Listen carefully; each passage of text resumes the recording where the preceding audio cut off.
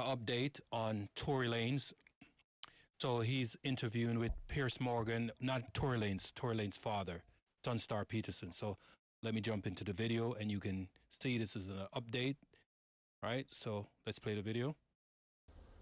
The rapper Tory Lanez is serving a 10-year jail sentence for shooting and wounding Megan Thee Stallion. Last week, he was stabbed 14 times by another inmate in a California prison, causing both of his lungs to collapse. Many in the rap community and beyond want Lanez to be released. They say he's not safe, but he didn't get a fair trial. A petition calling on California Governor Gavin Newsom to pardon him was shared by Drake this week and has 340,000 signatures. Well, the case has divided the hip-hop world from the outset, with many of his biggest stars taking opposing sides in a very public feud between Megan Thee Stallion and Lanez. But is there more to this case than a popularity contest linked to a serious crime? Well, joining me now are Sonstar Peterson, Tory Lanez's father, and Republican Congresswoman Anna Paulina Luna. Well, welcome to both of you. Mr. Peterson, thank you very much indeed for coming on Uncensored. And first of all, I was, like everyone, very shocked to hear about what happened to Tory in prison. He's sustained a lot of injuries. Can you just start by telling me how he is? Yes. First of all, Piers, thank you for having me on. Thank you for having us on. And it's an honor to meet you, sir. Right now, my son is recovering, and we're thankful for that. We thank God for that. This was a very brutal, unprovoked situation, and I know that many people like to speculate a lot of things, and when we don't have facts on the internet, people sort of provide their own, and some people, I guess, are well-meaning, but there's just a lot of misinformation that goes out. However, I'm thankful that he is recovering very well at this time, and so we're grateful. We're very thankful for his recovery. Not for the grace of God, my son could have been out of here. So we are very, very thankful right now. The person who attacked him is, I believe, serving a considerable prison sentence for killing somebody before. Do you believe it was a deliberate attempt to kill your son? And do you have any idea yet, from any information you've gleaned, as to whether what the motivation for that may have been, or whether it's connected at all to the reason why he's in prison to start with? I don't. I wouldn't want to speculate on what the person's motivation is, because motive comes from deep within somebody's heart, and so I don't have a window to that. However, you know, I wouldn't say that it has. Honestly, sir, I really just can't. I can't speak to the motive. It would be impossible for me to be able to speak to that person's motive.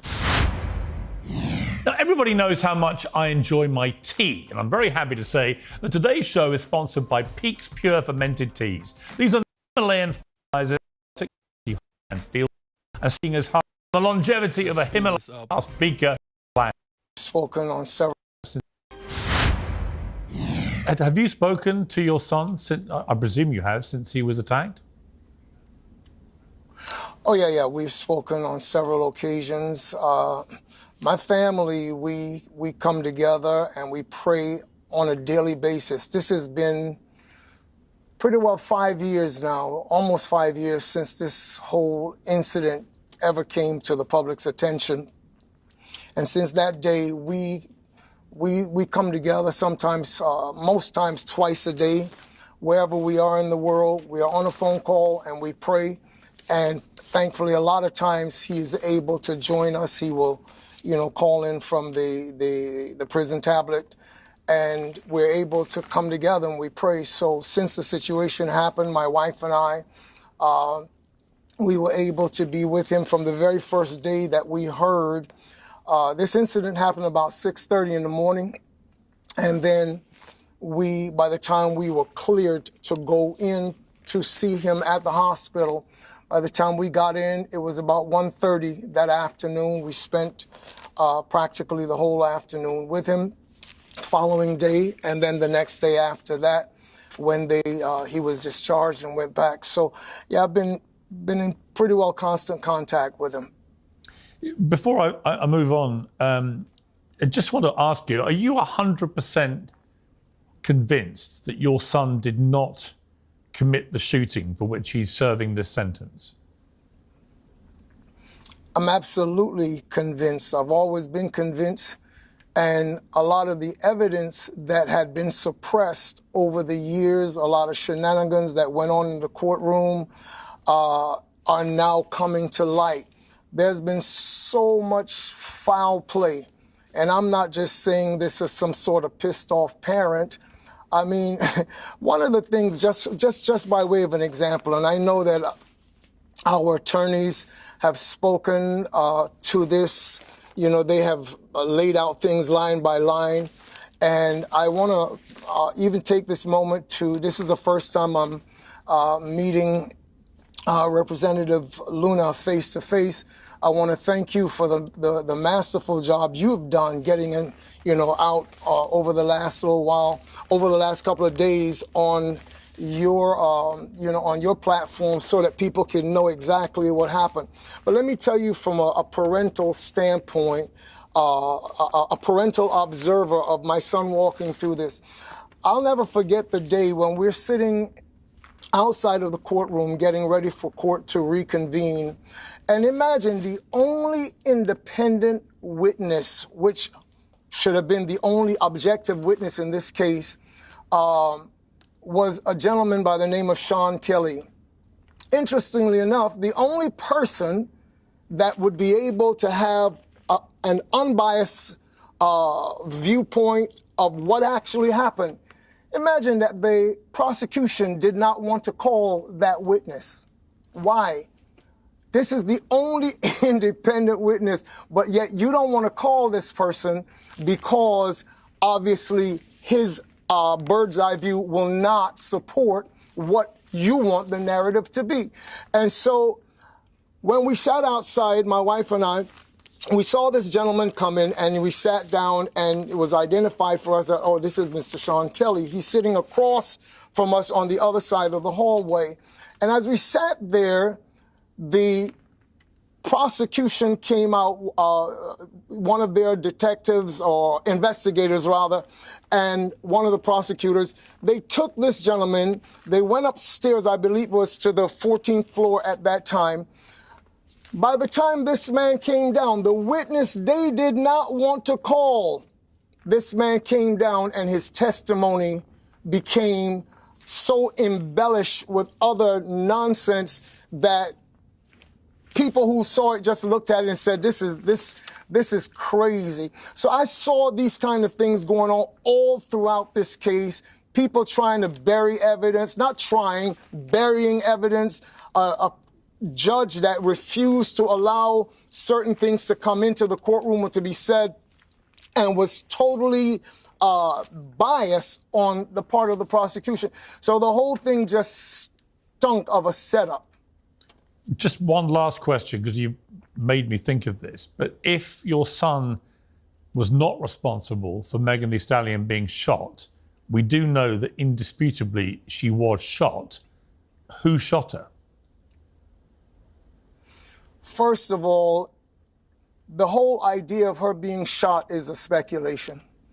That's a speculation. It's to this point has not been proven that she was even shot. And I want to make it really clear because I'm asked questions a lot as it regards to Megan. Megan is a young woman. I'm a father.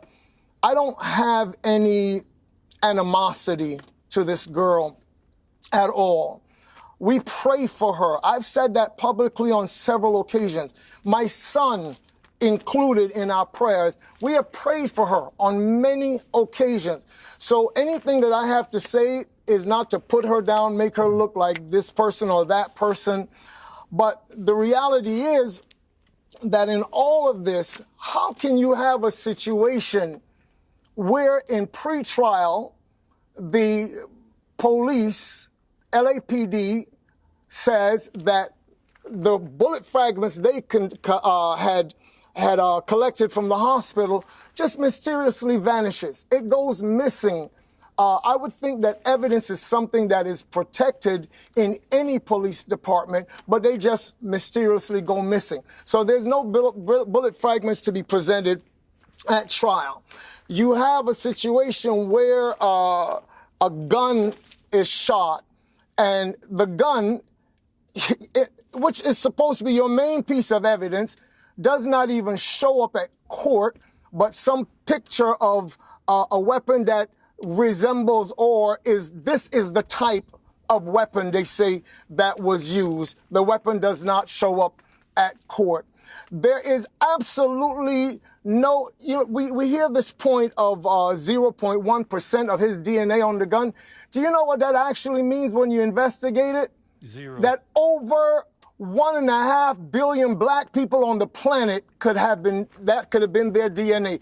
Yet my son is convicted for having used this gun, where an expert witness from the LAPD gets in there and he testifies as an expert of how many pounds of pressure it takes to shoot this gun and to shoot it 1, 2, 3 times and on and on and on. Yet the only evidence you have could fit the profile of 1.5 billion black people on planet Earth. The whole thing stinks of a conspiracy, and it stinks of a cover-up. Yes. Okay, let me turn to Representative Luna. You've taken up this case, and you've done it at a time when Drake has shared a petition to have Tory Lanez released. Chris Brown posted "Free Tory" on his Instagram story. Kanye West has supported his release as well. I want to play, before I get your explanation for why you've taken up this case, I want to play, this is a version of events from Megan Thee Stallion herself, from her own documentary, about what she says. You know, what's crazy is that when so many people from different parts of the music industry is saying "free Tory Lanez," and a congresswoman actually picks up the mantle and said, no, this is railroading. Now, Tory Lanez is a high-profile individual, and if he can get railroaded right by the system, think about us, the ones that don't have the high profile like him, and how many of us are locked up and locked away for minor infractions, right? And can't get any reprieve. And this is happening to Tory Lanez. It could happen to anyone. They have done this over and over many times. Happened. We left to go home. I was in the car with Tory and his driver and Kelsey. We are all arguing. I don't remember exactly what I was saying, but I knew I was talking shit, and he probably was a little offended. I tried to get out the car one time. I'm over this shit. They was like, Megan, get back in the car, get back in the car. We almost to your house. I get out the car again. I ain't even got shit on. I just got on a swimsuit. And I'm walking off, and this motherfucker just started hollering at me. He was like, dance, bitch.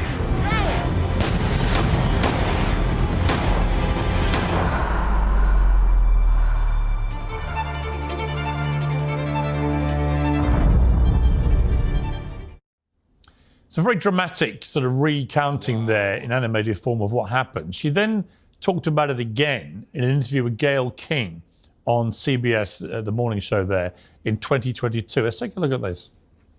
So I get out the car, and it's like everything happens so fast. And all I hear is this man screaming, he said, dance, and he started shooting. And I'm just like, oh my God. Like, he shot a couple of times. Mm-hmm. And I was so scared. In the car? I didn't even want to move. I didn't want to move too quick. Like, because I'm like, oh my God, if I take the wrong step, I don't know if he can shoot something that's like super important. I don't know if he could shoot me and kill me. Like. And the final clip I want to play, this is where in her own documentary again, she talks about that interview and admits she may not have been entirely truthful. Let's take a look at this. Yes, bitch, I lied to Gayle King, bitch. First of all, I didn't know that bitch was even gonna ask me about that shit. Bitch, she's always want to talk about this shooting. Why'd you ask me about fucking Tory? That's not what this is about. Even if I was, I fucked once, maybe twice on a drunk night. Bitch, you kept catching me out of my fucking mind. No. But you still freaking lied. We all knew when that question was asked, we saw the interview. We immediately know that Tory smashed. As a man, I can tell you how a woman reacts when you ask them a question about intimacy with a man and they're caught off guard. That immediate swallow and looking to the left and tilting the head and then kind of like stutter, take a deep breath or blink multiple times. Yeah, we knew. We knew Tory smash. So now you're admitting it. Good for this one. I don't think you need to be a conspiracy theorist, Representative Luna, to see there's a lot of inconsistency going on here. She denied to Gayle King that there was any relationship with Tory. She then admits that there had been, that she lied. She doesn't admit to lying about the circumstances of the shooting, but certainly this goes to the heart of her veracity. Why have you taken up this case? Well, first of all, Piers, thank you so much for having us on to discuss this. And I just want to applaud you and your outlet for actually being able to showcase some of the facts here.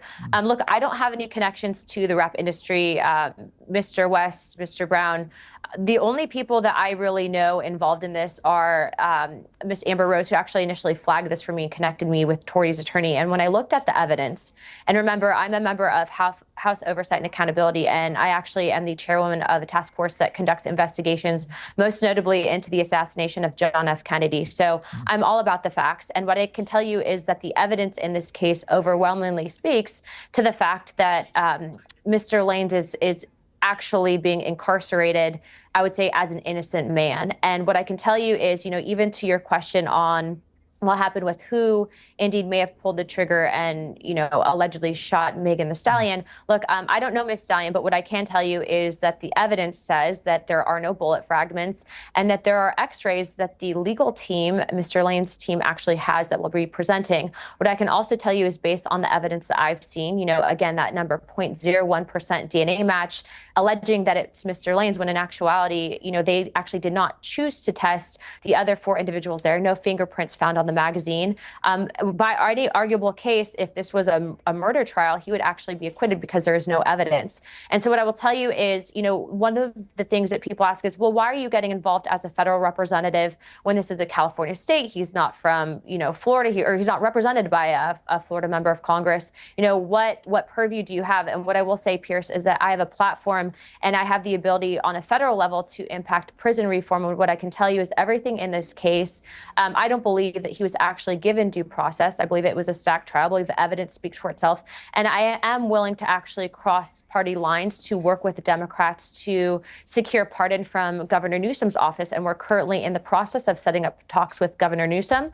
I do think that he is going to do the right thing. I think that the evidence speaks for itself. I didn't know that Drake had posted that petition, but what I will tell you is that was the right thing for him to do. And I hope more women specifically in the rap community can come forward and speak to this truth, because as you heard from Ms. Stallion herself, she admitted to lying to Gayle King. And what I will also tell you is I'm also have been informed that there's actually ring footage, and that will likely also be released here pretty soon. I know we are helping to put the evidence out there to the American people. But I do believe that this is really a terrible case, and what was done to this family is unacceptable. And I will be continuing to push for his full pardon. I think that people owe them an apology. And furthermore, I'd like to finally say this. So that I actually spoke to Mr. Lanez on the phone in prison yesterday, actually. And he is actually going to get very involved in criminal justice reform to ensure that this doesn't happen to other people, because in his case, he has an incredible family supporting him. He has the financial backing to fight this, but many people don't. And so that's where we are going to continue to champion these causes at the federal level, even all the way to the White House and in Washington, D.C. Well, I'd love to talk to him myself. It does sound a fascinating story. Just before I let you go, just to be clear, do you actually think a gun was fired at all then, or could that in itself be in question? And if it was fired, who do you think fired it? I don't know who fired it, but what I will tell you is that based on the evidence that I've seen and that the Tory's attorneys will be presenting to the American people, I think that there are a lot of things in question. And I would say that, look, Piers, you know that I'm a United States Air Force veteran.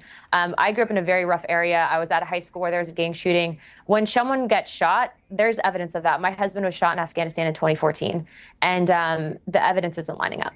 So you do not think she was actually shot? I'm not a criminal investigator in that sense. So I'm just going to go on record for saying that the evidence as of right now is showing that there are no bullet fragments that have been presented, which I'll let people assume what they will on that. Okay, so final question for you, Sonstar. Can I speak? Sonstar, really, I was going to come to you. Can I just speak really quickly to that? Yes. Yeah. It's interesting going back that there was a time when all of this nothing was really being said about it amongst the party that was there on that particular night. Then an article appeared in the Los Angeles Times, okay? It wasn't us that put it out. The Los Angeles Times spoke to the fact that a doctor, I believe it's a Lafredo, who was the emergency physician on duty that night when she was brought to the hospital. He said, and the Los Angeles Times carried it, that she sustained lacerations that were consistent with being cut by glass. Okay? So somebody now went online and commented or said something about that fact that the Los Angeles Times carried this. This is when, from the other side now, she came out accusing my son, you shot me, you shot me, you shot me. Later on down, we have so-called expert testimony coming from a whole other doctor was not present that night about removing bullet fragments. And again, nobody knows where these bullet fragments are to this very day. There's just been a lot of lies, a lot of cover-up. And I believe this whole case has been about truth versus the politics of power. But the one thing about truth is light. You're never going to suppress it. You might keep it down for a while, but it's going to come out and it's going to shine like the sunlight.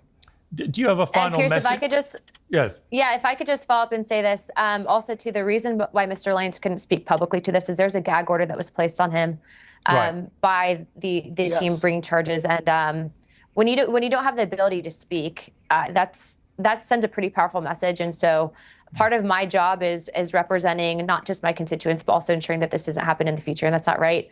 So I'll speak the truth for him, and I'm going off facts. I'm presenting the evidence, and the people will decide. And I hope that Gavin Newsom does the right thing. Okay, and just final question for you, Sonstar. Do you have a final message for Megan Thee Stallion? If she's watching this, she, of course, could actively get involved here in exonerating your son if she wished to, if that was the case, and she believed that she had misled people. What's your message to her? She's not going to. It doesn't benefit her. I'm a believer in Christ, and my message is always the same to any human being, and that's love, that's compassion. I don't have an appeal to her or her team because I think that would be an exercise in futility. However, I do want to say on behalf of my son what the representative just said. This passion in his heart for criminal justice reform, prison reform, that didn't start because he got stabbed the other day 14 times. That has been something we have been discussing for a long time. This journey took me, many people are just getting to know who I am, but I've been in ministry for over 42, 43 years. I have ministered on various continents. Before I came back to North America at the top of 2018, I spent 7.5 years in Kenya. And that made me to become a father, not to just my children, but to many children. We call them spiritual children around the world. And when I saw him walking through this, we've met many inmates as a result of this. And you have people in this country right now that are imprisoned because of some dark age, medieval times attitude that says once a person is incarcerated, they become like a leper. They become like the offscouring of society. Nobody cares about them. In the medieval times, they would parade these people down the street in a cart and they would throw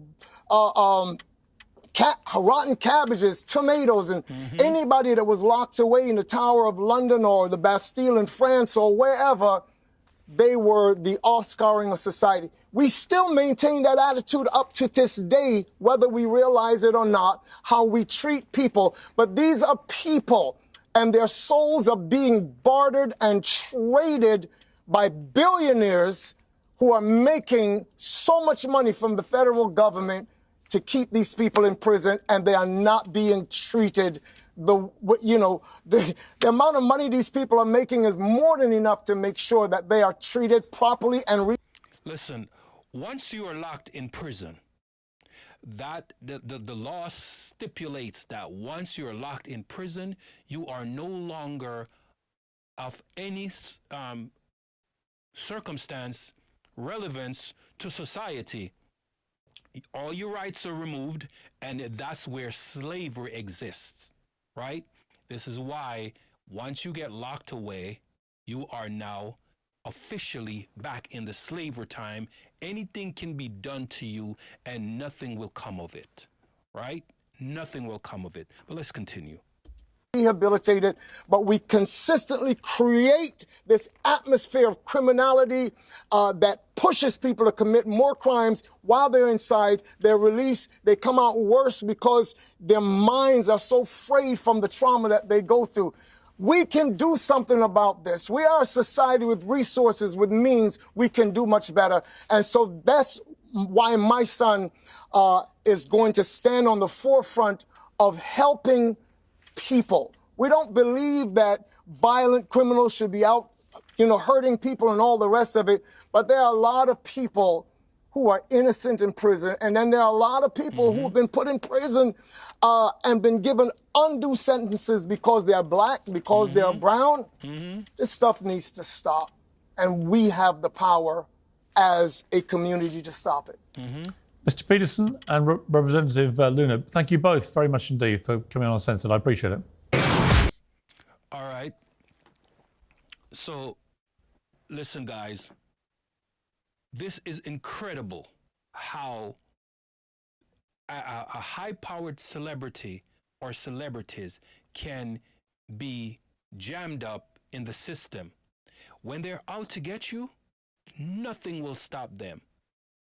Find the crime and then find the person to pin the crime on, right? Not the crime is there, is find the person and find the crime to pin on the person, is what I should say. And that's what has been going on. It is just ridiculous how we are being bartered, traded for the almighty dollar. I hope the best turn out. As you can see, Megan lied. I was saying to a friend of mine yesterday, I was saying to him, listen, Megan is mad because Tory smashed her, Tory smashed a friend, and while at I think Kylie Jenner's house, they were flirting and jealousy took place. This is out in the media. I think Megan was mad, and a woman's scorn really reeks here, right? She is mad at Tory because I believe she wanted Tory for herself, but Tory, hey, he's a player, and he's smashing, and she's mad.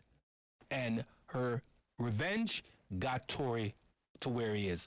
14 stabs, 10 years in prison, and she recount lying to Gayle King that Tory didn't smash her, and then go and say when she didn't know that she was being recorded that, yeah, she smashed Tory smashed her. That chick, yo, what I really want to say, I don't want to say it, right? But listen, I told my buddy, I told my friend that